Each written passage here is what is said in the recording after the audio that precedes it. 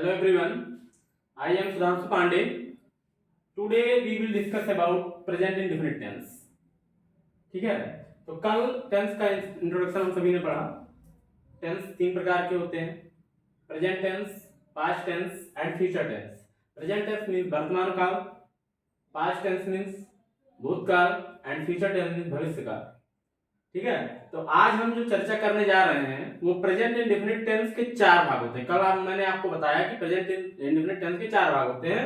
एक होता है प्रेजेंट टेंस के चार भाग होते हैं। एक होता है present indefinite tense, present continuous tense, present perfect tense and present perfect continuous tense. तो आज हम चर्चा करेंगे पहले भाग के बारे में, प्रेजेंट इंडेफिनिट टेंस के। ठीक है, तो प्रेजेंट इंडेफिनिट टेंस का पहचान क्या होता है, कैसे आप पहचानेंगे कि ये प्रेजेंट इंडेफिनिट टेंस का वाक्य है। ठीक है, तो देख लेते हैं। इस काल के वाक्यों के अंत में ता है, ती है, ते है, ता हूं आदि शब्द आते हैं। ठीक है, ऐसे वाक्य जिनके अंत में क्या है, ता है, ती है, ते है, ता हूं आदि शब्द ये आते हैं, तो वो क्या होते हैं, प्रेजेंट इंडेफिनिट टेंस के वाक्य होते हैं। ठीक है, जैसे उदाहरण है राम विद्यालय जाता है। अब देखिए अंत में क्या है, ता है, तो ये क्या है, ये प्रेजेंट इंडेफिनिट टेंस का वाक्य क्या है, प्रेजेंट इंडेफिनिट टेंस का वाक्य। अब आगे चर्चा करते हैं रूल्स ऑफ ट्रांसलेशन। ठीक है, अनुवाद बनाने के नियम। पहले हम चर्चा करेंगे अफर्मेटिव सेंटेंस। ठीक है, अफर्मेटिव सेंटेंस का नियम क्या होता है, अफर्मेटिव सेंटेंस को का अनुवाद हम कैसे बनाएंगे, ये जो प्रेजेंट इंडेफिनिट टेंस का वाक्य है तो। ठीक है, तो पहला नियम है ही सीट तथा सिंगुलर नंबर सब्जेक्ट, ही सीट तथा सिंगुलर नंबर सब्जेक्ट अर्थात एक वचनकर्ताओं के साथ मुख्य क्रिया अर्थात मेन वर्ब की पहली अवस्था में यस या ईएस का प्रयोग होता है। ठीक है, ही सीट तथा सिंगुलर नंबर सब्जेक्ट अर्थात एक वचनकर्ताओं के साथ मेन वर्ब अर्थात मुख्य क्रिया की पहली अवस्था में यस या ईएस का प्रयोग होता है। ठीक है, दूसरा नियम है आई वी यू दे तथा प्लूरल नंबर सब्जेक्ट अर्थात बहुवचनकर्ताओं के साथ मेन वर्ब अर्थात मुख्य क्रिया की पहली अवस्था का प्रयोग होता है। इसमें कोई यस या ईएस का प्रयोग नहीं होता है। ठीक है, जैसे सेंटेंस स्ट्रक्चर है subject plus verb first form plus S या ईएस प्लस ऑब्जेक्ट। ठीक है, ये सेंटेंस स्ट्रक्चर है। इस पर अगर आप अनुवाद बनाएंगे प्रेजेंट इंडेफिनिट टेंस का, अफर्मेटिव सेंटेंस का, तो बिल्कुल गारंटी है कि आपका गलत नहीं जाएगा। ठीक है, अच्छा अब एक चीज ये देखते हैं यस या ईएस का प्रयोग क्यों होता है। ही सीट्स था एक वचनकर्ताओं के साथ मुख्य क्रिया की पहली अवस्था में यस या ईएस का प्रयोग क्यों होता है। तो एक चीज जान लीजिए कि एस या ईएस का प्रयोग इसलिए होता है कि जो क्रिया होती है वो क्रिया मूल अवस्था में अपने प्लूरल फॉर्म में होती है। क्रिया जो होती है वो हमेशा प्लूरल फॉर्म में यानी बहुवचन में ही होती है। उसको सिंगुलर बनाने के लिए हम एस या ईएस का प्रयोग करते हैं। ठीक है, सिंगुलर बनाने के लिए हम एस या ईएस का प्रयोग करते हैं। एस या ईएस का प्रयोग क्यों करते हैं, क्रिया को सिंगुलर बनाने के लिए। क्रिया को सिंगुलर बनाने के लिए हम एस या ईएस का प्रयोग करते हैं। और जैसा कि हम सभी जानते हैं कि सिंगुलर सब्जेक्ट के साथ सिंगुलर वर्ब का प्रयोग होता है, यानी एक वचनकर्ता के साथ में एक वचन क्रिया और बहुवचनकर्ता के साथ में बहुवचन क्रिया, यानी सिंगुलर नंबर सब्जेक्ट के साथ सिंगुलर वर्ब और प्लूरल नंबर सब्जेक्ट के साथ प्लूरल वर्ब। ठीक है, तो हम यस या ईएस का प्रयोग क्रिया में क्रिया की पहली अवस्था में इसलिए करते हैं क्योंकि हम उसको सिंगुलर यानी एक वचन बनाते हैं। ठीक है, एक वचन बनाने के लिए क्रिया को यस या ईएस का प्रयोग किया जाता है। ठीक है, क्रिया जो होती है वो अपनी मूल अवस्था में वो ऑलरेडी किसमें होती है, प्लूरल फॉर्म में होती है। उसको जब एक वचन बनाना होता है तो हम उसमें यस या ईएस का प्रयोग करते हैं। ठीक है, तो यही कारण है कि ही सीट्स था एक वचनकर्ताओं के साथ मुख्य क्रिया की पहली अवस्था में यस या ईएस का प्रयोग होता है। ठीक है, उसी प्रकार से आई वी यू दे था वो वचनकर्ताओं के साथ मुख्य क्रिया की पहली अवस्था का प्रयोग होता है। इसमें कोई एस या ईएस नहीं लगता है क्योंकि ये प्लूरल है, तो इसलिए प्लूरल नंबर सब्जेक्ट के साथ प्लूरल वर्ब का प्रयोग होता है। ठीक है, सेंटेंस स्ट्रक्चर है आपका सब्जेक्ट पहले कर्ता लिखा जाएगा, फिर क्रिया की पहली अवस्था में एस या ईएस जुड़ेगा, फिर आपका ऑब्जेक्ट अर्थात कर्म होगा। ठीक है, एग्जांपल है जैसे राम विद्यालय जाता है। अब यहां ध्यान दीजिए, स्ट्रक्चर पे बनाएंगे हम लोग। राम क्या सब्जेक्ट है, तो पहले हम राम लिख लेंगे। अब देखिए राम क्या है भाई, राम एक व्यक्ति का नाम है, तो राम क्या है, सिंगुलर नंबर सब्जेक्ट है। तो सिंगुलर नंबर सब्जेक्ट के साथ सिंगुलर वर्ब अर्थात अब जान वर्ब क्या है, क्रिया क्या है, मुख्य क्रिया क्या है, जाना। जाने की अंग्रेजी गो होती है। अब गो क्या है, ये प्लूरल फॉर्म है। इसको यस या ईएस लगा करके हम इसको सिंगुलर बनाएंगे। ठीक है, तो हमने क्या लगा दिया, ईएस लगा दिया, तो ये सिंगुलर हो गया, राम गोज। ठीक है, अब ऑब्जेक्ट क्या है, विद्यालय। ठीक है, राम गोज टू स्कूल। ठीक है, राम विद्यालय जाता है, ये हो गया। ठीक है। इसी प्रकार से सेकंड है मैं अपनी किताब पढ़ता हूं। नियम पे ध्यान दीजिए, आई वी यू दे तथा बहुवचनकर्ताओं के साथ मुख्य क्रिया की पहली अवस्था का प्रयोग होता है, इसमें कोई एस नहीं लगता। अब इसमें करता क्या है, मैं है, तो मैं की अंग्रेजी आई होती है, ठीक है। अब आई के साथ में कह रहा है आई वी यू दे तथा बहुवचनकर्ताओं के साथ मुख्य क्रिया की पहली अवस्था का प्रयोग कीजिए, ठीक है। क्योंकि अब देखिए मुख्य क्रिया की पहली अवस्था क्या है, मुख्य क्रिया क्या है, पढ़ना, पढ़ने की अंग्रेजी रीड। हम सभी जानते हैं रीड, रीड एक ऐसा है कि रीड का फर्स्ट फॉर्म भी रीड ही होता है, सेकंड फॉर्म भी रीड ही होता है, थर्ड फॉर्म भी रीड ही होता है, ठीक है। तो आई रीड, अब यहां अपनी है तो आई के साथ अपने की अंग्रेजी माई होती है, ठीक है। फिर आज क्या, book, my book, I read my book, मैं अपनी किताब पढ़ता हूं। ये सब्जेक्ट, ये वर्ब और ये माई बुक ऑब्जेक्ट हो गया, ठीक है।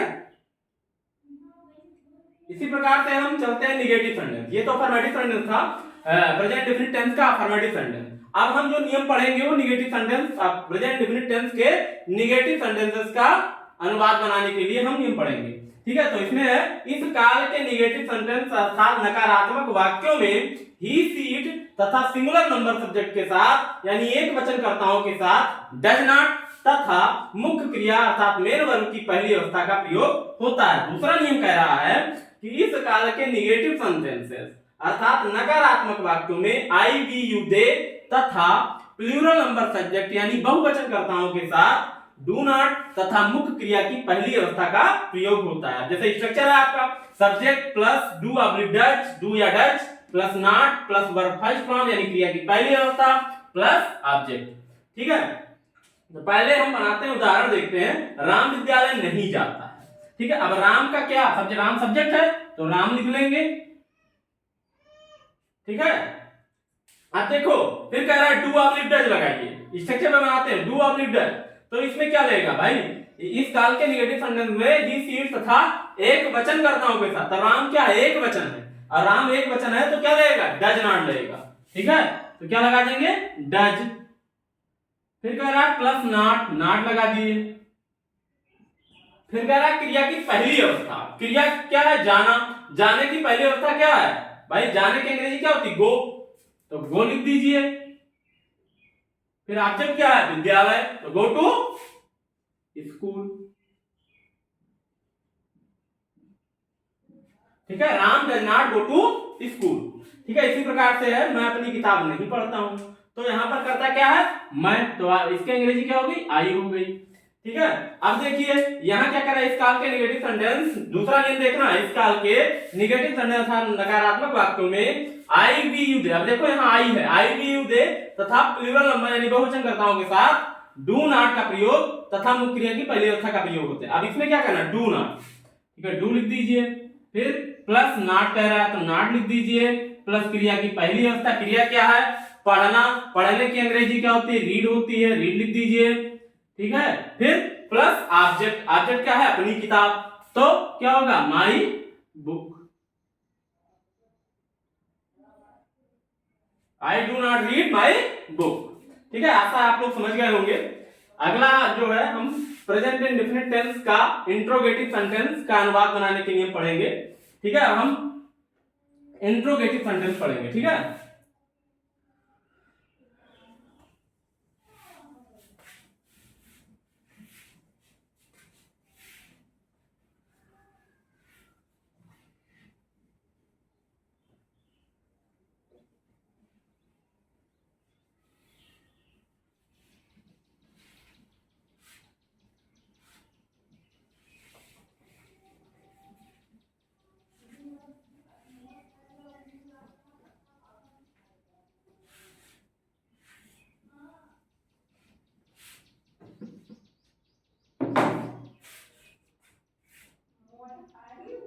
इंट्रोगेटिव सेंटेंस,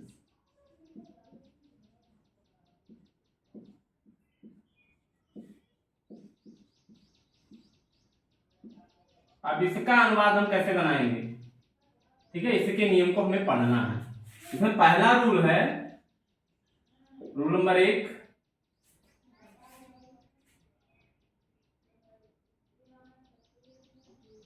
यदि क्या शब्द, यदि वाक्य क्या से प्रारंभ हो रहा है, यदि वाक्य क्या से प्रारंभ हो रहा है,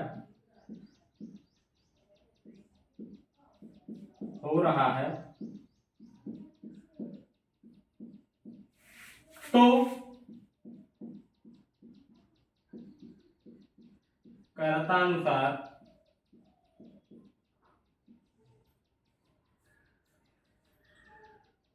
डू या डज को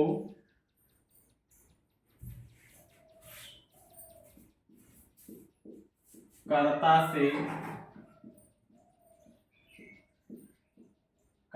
से पहले लिखते हैं।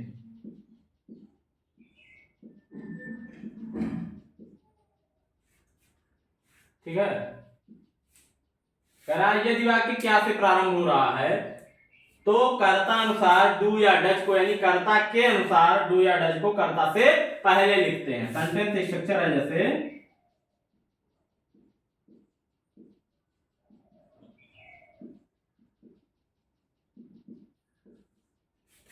जैसे क्या है, do oblique does plus subject plus verb first form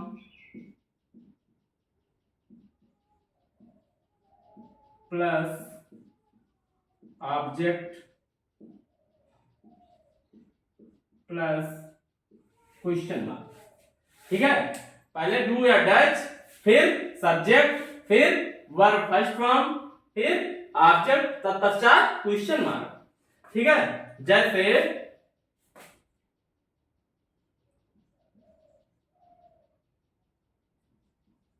क्या राम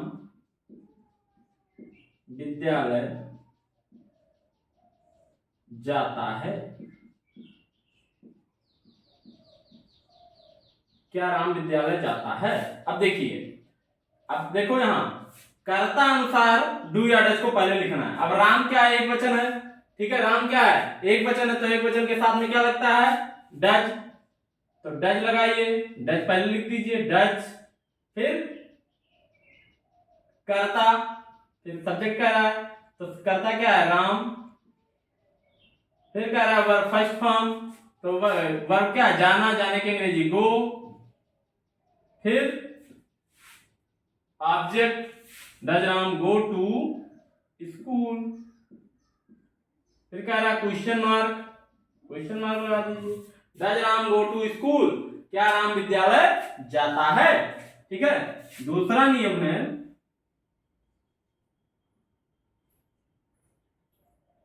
यदि प्रश्न सूचक शब्द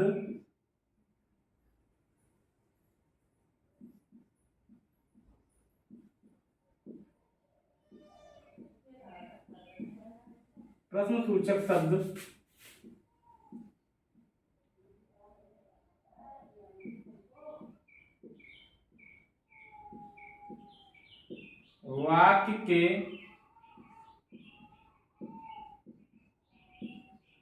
बीच में आए तो सबसे पहले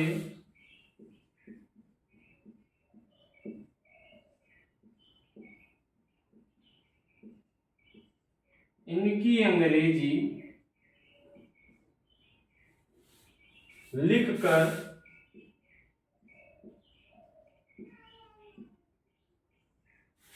कर्ता अनुसार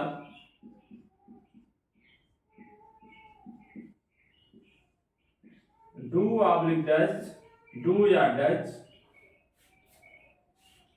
तत्पश्चात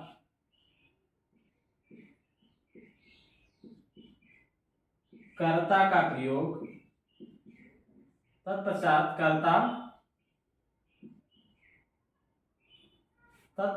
कर्ता लिखते हैं।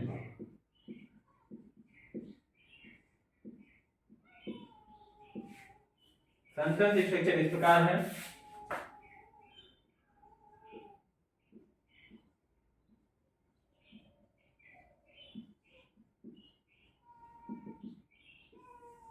सेंटेंस स्ट्रक्चर देख लीजिए। Question word,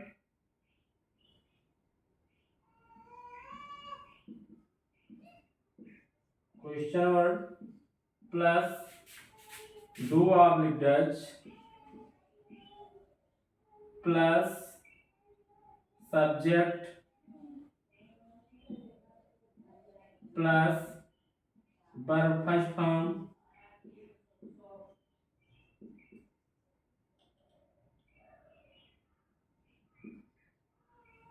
plus object plus question mark. ठीक है, सबसे पहले क्या होगा, क्वेश्चन वर्ड होगा, फिर उसी के कर्ता के अनुसार डू या डज होगा, फिर कर्ता होगा, फिर क्रिया की पहली अवस्था होगी, फिर ऑब्जेक्ट होगा और फिर क्वेश्चन मार्क होगा। जैसे एग्जांपल है,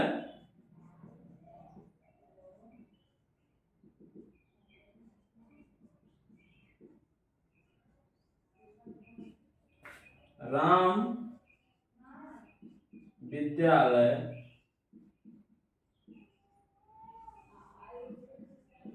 क्यों जाता है। अब देखिए, पहले क्या है, क्वेश्चन वर्ड, क्यों, क्यों की अंग्रेजी क्या होगी, वाई। नियम यही तो करा कि एक प्रश्नसूचक शब्द वाक्य के बीच में आए तो प्रश्नसूचक शब्द वाक्य के बीच में आ रहा है, क्यों, तो सबसे पहले इनकी अंग्रेजी लिखिए, इनकी अंग्रेजी लिख दिए वाई। ठीक है, फिर कर्ता अनुसार डू या डज का प्रयोग कीजिए। कर्ता क्या है, राम, राम क्या है, क्रिया की पहली, राम क्या है, राम एक वचन है। ठीक है, तो राम जब एक वचन है तो क्या होगा, डज का प्रयोग होगा, तो वाई डज। फिर सब्जेक्ट, सब्जेक्ट क्या है, राम, वाई डज राम। फिर वर्ब फर्स्ट फॉर्म, जाने की अंग्रेजी गो। फिर object, why does Ram go to school. फिर क्वेश्चन मार्क। ठीक है, why does Ram go to school.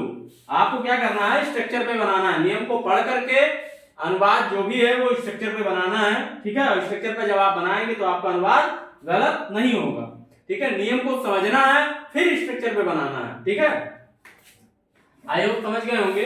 अगला है चौथा, लास्ट, इंट्रोगेटिव नेगेटिव सेंटेंसेस।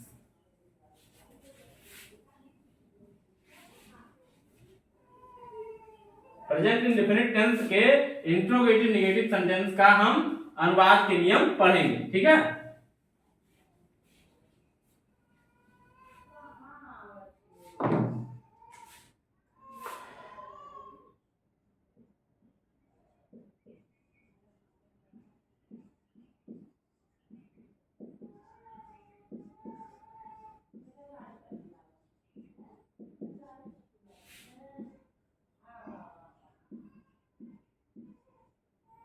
ठीक है, प्रश्नवाचक नकारात्मक। अब इसमें जब इंट्रोगेटिव आप पढ़ लिए, नेगेटिव भी आप पढ़ लिए, तो इंट्रोगेटिव नेगेटिव आसानी से जान जाएंगे। जैसे सेंटेंस स्ट्रक्चर है, सेंटेंस स्ट्रक्चर है।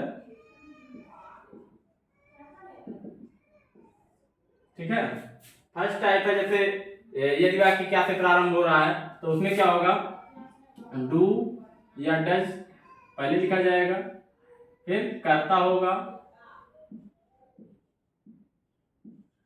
फिर नॉट होगा, फिर वर्ब फर्स्ट फॉर्म,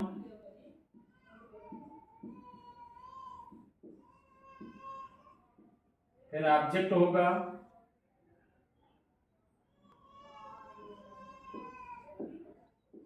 फिर क्वेश्चन मार्क। ठीक है, do does plus subject plus not plus verb first form plus object plus question mark. ठीक है, और यदि क्या, कब, कहां, क्यों, कैसे यानी क्वेश्चन वर्ड वाक्य के बीच में आ रहे हैं तो उस प्रकार के, इस प्रकार के वाक्य का जो सेंटेंस स्ट्रक्चर होगा वो इस प्रकार होगा, सेंटेंस स्ट्रक्चर सेकंड टाइप। ठीक है, इसमें क्या होगा, पहले क्वेश्चन वर्ड होगा, फिर प्लस डू ऑब्लिक डज होगा, प्लस सब्जेक्ट होगा, प्लस नॉट होगा प्लस वर्ब फर्स्ट फॉर्म होगा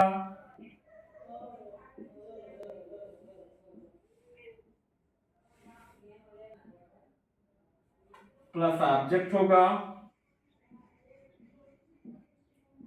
प्लस क्वेश्चन मार्क होगा। ठीक है, जब अच्छा देखिए समझिए पहला सेंटेंस स्ट्रक्चर क्या है कि जब वाक्य क्या से प्रारंभ हो रहा है। ठीक है, तो इस प्रकार के इंट्रोगेटिव नेगेटिव में क्या होगा, पहले डू या डज लगेगा कर्ता अनुसार, फिर सब्जेक्ट होगा, फिर नॉट होगा, फिर वर्ब फर्स्ट फॉर्म होगा और फिर ऑब्जेक्ट होगा, फिर क्वेश्चन मार्क होगा। ठीक है, और यदि वाक्य के बीच में क्या कब कहां क्यों से क्यों कैसे अर्थात प्रश्नवाचक शब्द वाक्य के बीच में आ रहे हैं तो सबसे पहले इनकी अंग्रेजी, फिर कर्ता अनुसार डू या डज, फिर कर्ता और फिर नॉट का प्रयोग हम करते हैं। जैसे स्ट्रक्चर लिखा है क्वेश्चन वर्ड प्लस डू और does plus subject plus not plus verb first form plus object plus question mark. अब एग्जांपल देख लेते हैं।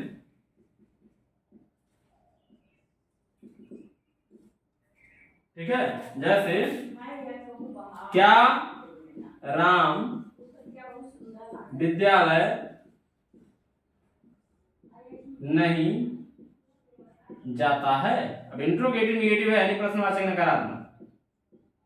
ठीक है, तो क्या लिखोगे, पहले डू आप डज लगाएंगे तो राम है तो इसलिए क्या लगेगा डज, फिर सब्जेक्ट क्या है राम, फिर नॉट लगाएंगे, नॉट लग गया, फिर वर्ब फर्स्ट फॉर्म जाने की अंग्रेजी गो, फिर ऑब्जेक्ट टू स्कूल,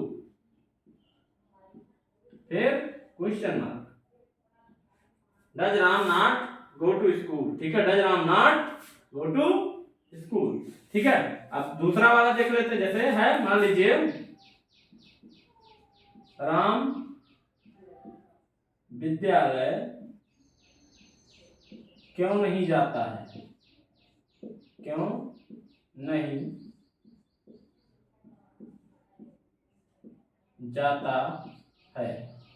ठीक है, अब देखो यहां क्यों शब्द वाक्य के बीच में आ रहा था, सबसे पहले इनकी अंग्रेजी लिखेंगे। क्वेश्चन वर्ड तो क्या है वाई, फिर कर्ता अनुसार डू या डज लगाएंगे तो कर्ता राम है, एक वचन है इसलिए डज लगेगा, वाई डज राम, राम हो जाएगा सब्जेक्ट। ठीक है, फिर नॉट होगा नॉट, फिर वर्ब फर्स्ट फॉर्म जाने की अंग्रेजी गो, फिर ऑब्जेक्ट टू स्कूल, फिर question mark. Why does Ram not go to school.